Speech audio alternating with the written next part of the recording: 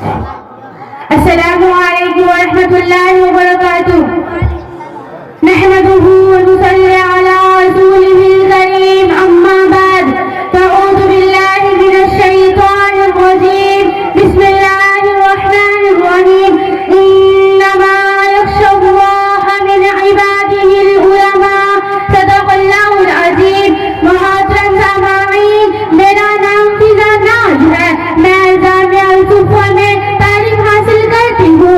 आज आप हज़रात के सामने जंगे आज़ादी के मौजू पर तकरीर करना चाहती हूँ।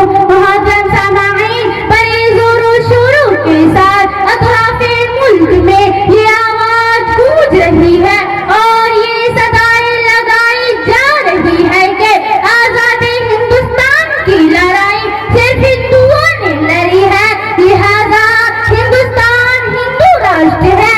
इसीलिए आज कभी आरएसएस, बजरंग दल जैसी तंजीमें मुसलमानों के खिलाफ जहर उगलती नजर आ रही है और अपनी बेलगाम ज़बान से मुसलमानों को गैर मुल्की साबित करने की कोशिश करती है।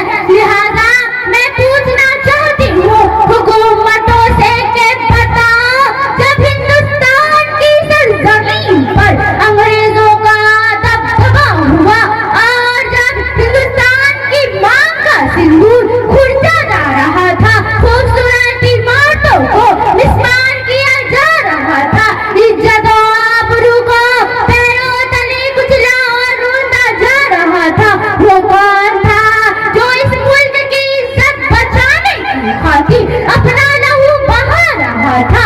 और आज तुम हमसे सनदे वफा मांगते हो और सूरज से ज्यादा रोशन तहरीक आजादी में हमारी किरदार को मशकूक निगाहों से देखते हो। तो सुनो सुनो, हम मुल्क के रखवाले और मुहाफिज हैं। एहसान तुम हो के आजादी सुकूने फिजाएं तुम्हें हमने दी है। आओ देखो अपने माजी को, जब तुम अंग्रेज के चुंगल में जकड़े हुए थे, सांस लेने की भी तुम्हें मोहलत ना थी।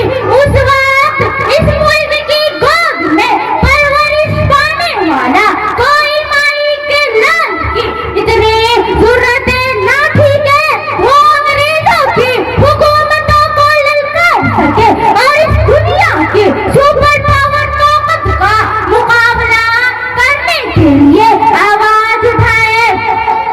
देखो हमारे बेबाकी को सबसे पहले जिसने आवाज उठाई वो शेरे दिल इंसान, खुदा तर्ज इंसानियत का मसीहा, शाह वलीउल्लाह मुहद्दिस दहलवी रहमतुल्लाह अलैह का फर्जंद